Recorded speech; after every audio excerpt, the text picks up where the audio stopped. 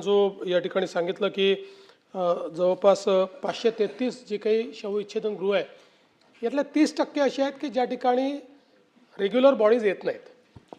अनेक ठिकाणी कधीतरी बॉडी येते किंवा आठवड्यातनं किंवा महिन्यातनं कधीतरी बॉडी येते, पण काही निश्चितपणे असे आहेत की ज्या ठिकाणी मोठ्या प्रमाणात बॉडीज येतात। विशेषतः ॲक्सिडेंट्स ज्या भागात होतात त्या भागामध्ये अशा पद्धतीची परिस्थिती असते आणि म्हणून ज्या ठिकाणी आवश्यक आहे तिथे शीतगृह आहेच, पण जसं मी म्हटलं की म्हणजे मी या ठिकाणी चित्राताईंचे आभार मानेन की हा एक भाग असा आहे की ज्याचा कधीच आढावा आपण घेत नाही।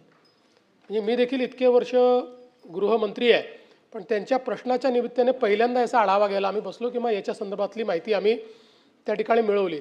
आपल्या इतर गोष्टींचा म्हणजे जिवंत माणसांच्या संदर्भातला आढावा आपण वारंवार घेतो, पण जो काही अशा पद्धतीने मृत आहे जी बॉडी आहे त्याचा आढावा घेत नाही। म्हणून मी आपल्याला आश्वस्त करतो की आज जे मुद्दे या ठिकाणी आलेले आहेत या सगळ्या मुद्द्यांच्या संदर्भात आम्ही त्याचा आढावा घेऊ। दुसरा जो मुद्दा आपण मांडला, खरोखर ती अतिशय दुर्दैवी घटना आहे। ज्या प्रकारे एका महिला डॉक्टरनी त्या ठिकाणी त्या एका कार्यक्रमामध्ये जी काही वक्तव्य केलं ते खूपच दुर्दैवी आहे, सगळ्यांनाच मनस्ताप देणारा अशा प्रकारचा आहे। पण या संदर्भात नियम आहेतच, म्हणजे बॉडीबद्दल बाहेर बोलू नये, कारण याचे जे काही प्रोफॉर्मा असतात त्या प्रोफॉर्मामध्ये पहिल्यांदा ते डॉक्टर्स त्या बॉडीचं सगळं निरीक्षण करतात।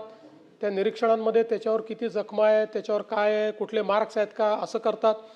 त्यानंतर मग ते तिची चिरफाड जी करावी लागते ती करून मग आतल्या सगळ्या गोष्टी करतात।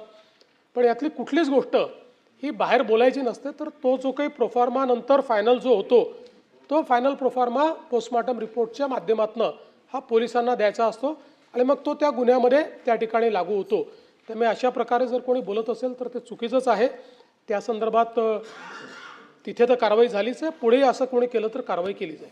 प्रश्न क्रमांक 2 9277 निरंजन डावखरे। सभापती महोदय,